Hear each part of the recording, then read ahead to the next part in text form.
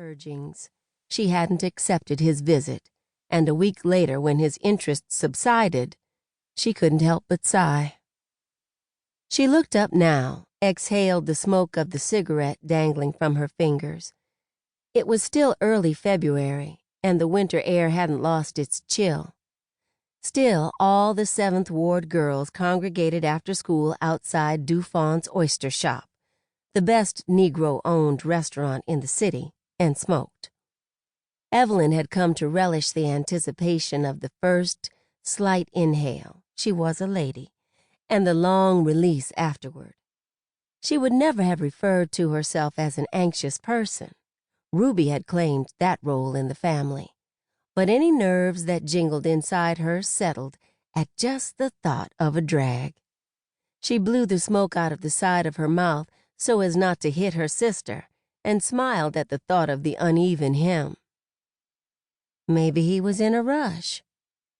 "Even still," Ruby said, breathing in so sharply she almost made herself choke. "He might have found time to even out his pants hems," she laughed. "Cute, though.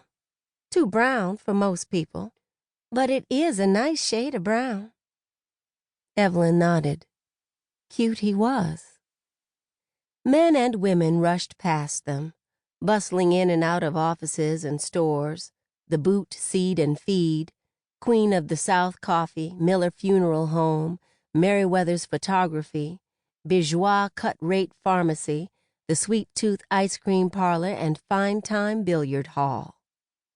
The outdoor market where Evelyn's mother made groceries was just a block away at St. Bernard Avenue, and Evelyn could smell the Cajun spices simmering. The butcher let out a high-pitched call. "Veal to roast, and cabbage, and green beans." Ruby raised her voice to combat the new noise. "And his hair lays so flat, and that's not a conch either." The uneven man looked over at the girls then, and Evelyn held his gaze for less than a second. So quick if he doubted it had happened, he could convince himself it hadn't. She shook her head back at her sister. "No, much more natural looking than a conch."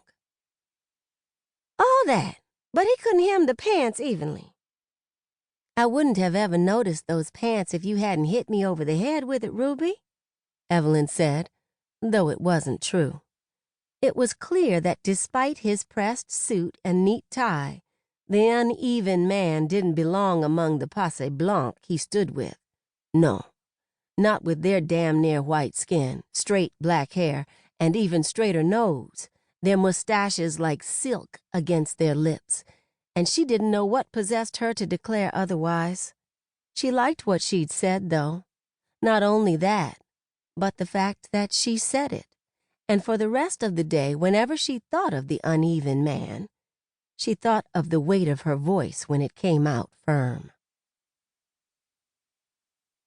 Since that day was a Friday, she had to go the whole weekend without seeing him again. That was fine, because she had memorized him. Evelyn was in her 2nd year of nursing school at Dillard University, and for a Negro woman to even consider such a rigorous field, she had to be up on her memorization. Because of it, she didn't need to see a face more than once to imagine it fully, and she spent the weekend doing just that.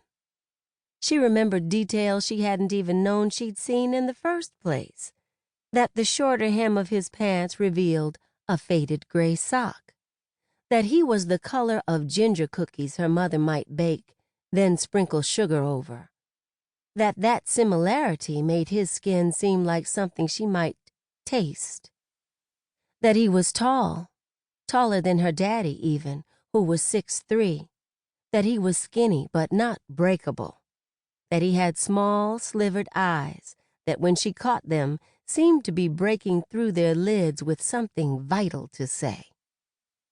When she thought on him longer, she realized he had been holding a biochemistry textbook, probably studying to be a doctor, just like Daddy. Maybe he could help her with amino acids. In all her memorization, she couldn't get the code straight.